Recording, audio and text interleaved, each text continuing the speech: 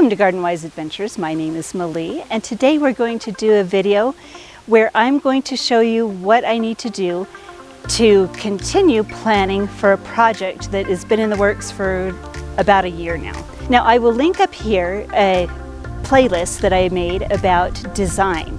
There's several videos about how to do design. There's several steps that you need to do before you actually start to plant. And I've done all of those. I've actually measured in the past, but we're going to measure again because right now I am planning to order topsoil, mulch. I have an irrigation guy coming next week. Well, maybe next week. We'll see what his schedule looks like. But I have an irrigation guy coming to kind of plan out how much it's going to cost to redo the irrigation in this area. So let's show you what I'm planning on doing. So we're here in my backyard. And this is what I count as my side yard. It's quite a large area. It's got a lot of grass, and it served me well when I had young children and several dogs. They all loved to play in this area. But right now, it's just an area that needs to be watered and mowed and fertilized, and the irrigation kept going. And I think it could be put to a more productive use. So what I'm planning on doing is changing this over to kind of a food forest area. Now, this is facing west. You can see the sun going down.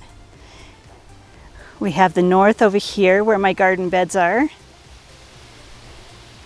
And then we have the east over here. So let me kind of go over my plans, my tentative plans. I had thought about putting a garden shed in this area, right over here. I've pulled out from the apple trees so you can get around it. But I'm wondering if that would be an excellent area for a greenhouse or possibly chickens. But anyway, this area is going to stay open for a structure. Now we have usable lawn over in this area, and we're going to keep it as usable lawn. And I'm thinking about creating a hedge in this area. Now what that hedge will do is make a nice dividing area between the lawn and the food forest area. Now I would like most of this area to be edible. So we're going to have to think about the hedge and decide what kind of hedge we would like. And I will link a video up above showing how to decide final size of trees. Because I've thought about different kinds of fruit trees to put in here. But most of them can get about 15 feet wide. Even my peach trees up at the top there, let me zoom in a little bit so you can see them. I've got one with some chlorosis issues. But even those peach trees, there's 3 in one hole, and I keep them pruned pretty small. That's about 12 feet wide. So if you watch my video, you'll see exactly how big 12 feet is. And it's important to know that and not guess so you don't severely overplant. I can prune fruit trees to keep them smaller, but I would like to choose trees that are naturally smaller to reduce my workload. Now I went over it a little bit before in my past videos on design, how to measure things and how to calculate what you need, but I'm going to go over it a little bit again in this video. So for mulch and topsoil, you need to measure the area, which is basically length times width. Now if you have an uneven area, for example, my property kind of moves in towards the north a little bit, so it's not a perfect rectangle. What I do is I will take, and it's not a perfect triangle either, so you can't do the area of a triangle. What I like to do is I will take several measurements along that sloping line, average them out, and then have that be one of the numbers that I use. So let me show you how I do this. Now I am the only cameraman, or camera woman I should say, so it's really hard for me to get all the great angles. But what I'm going to do is divide my side yard up into 2 areas. One's going to be a nice rectangle so I can do length times width, and then the next one I'm going to take several measurements of. So let's get started.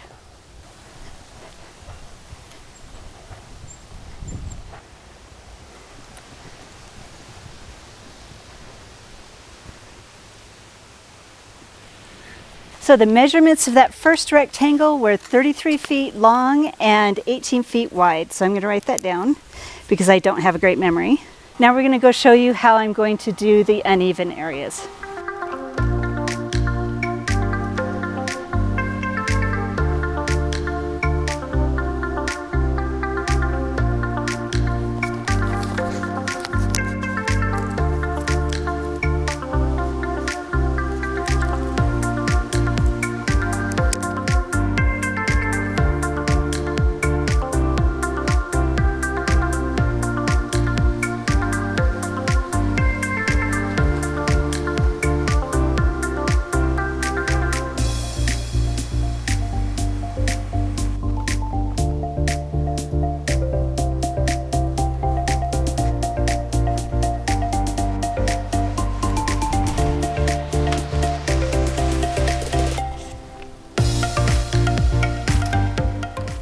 So I've got all those measurements. What I'm going to do is add those width measurements together, divide them by 3 because I just did 3 areas.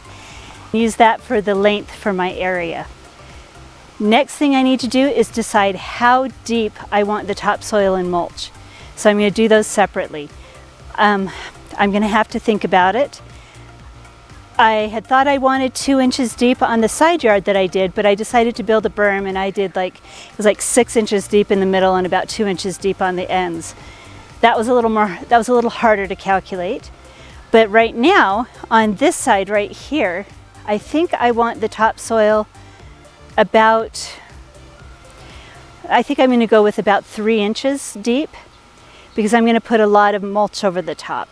Now I will link at the top of this video a card on the video that shows how I've done calculations in the past. It has it all written down so you can follow along.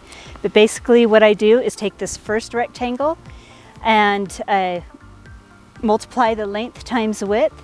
Then I multiply it by how deep I want the topsoil. Now I want the topsoil about 3 inches deep. You divide 3 by 12, which is 0.25. So it's 0.25 times whatever the area was. And then you get a number in square yards. You want cubic yards, so you divide that by 27. Now I know that's kind of confusing to go through all of that, but as I said, I'll link the video up at the top that shows how I did those calculations. But once I did all the calculations, this first rectangle was 5.5 cubic yards of topsoil.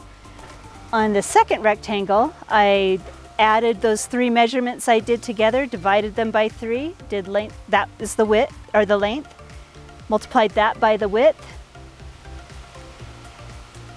Whatever, maybe that's backwards, but anyway, I multiplied those 2 numbers together, multiplied those by 0.25, and then divided that by 27, and that was 3 cubic yards. So I need 8.5 cubic yards of topsoil. They don't generally sell in half yards, so I'm going to need 9 cubic yards of topsoil. So now I know how much that is going to cost. Now if I wanted to buy mulch, I could do all those same calculations. I probably want a good 4 inches of mulch, so I'll divide 4 by 12 and then multiply that number by my area. So what I think I'm actually going to do to save money on the mulch is do a chip drop. Now a chip drop is where the local arborists in the area sign up on a website, you sign up on a website, they match you together, they drop off their loads at your house, and you could put in a donation or you can do it for free. So I'm going to do a chip drop for the mulch for this area, so to try and keep costs down. So that is the next step I had to take so that I could get this landscape project going. Budget the money, know how much material I need, have the irrigation guy come out and give me an estimate, and then I'm going to start removing plants. So I'm really excited.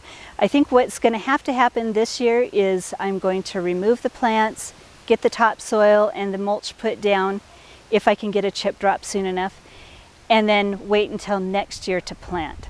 So I'm going to bring you along with this venture. I'm excited to get this food forest installed. And if you are planning any exciting landscape renovations, please let me know down in the comments. I'd love to hear what you're doing. And in the meantime, I hope you go have a wonderful garden adventure.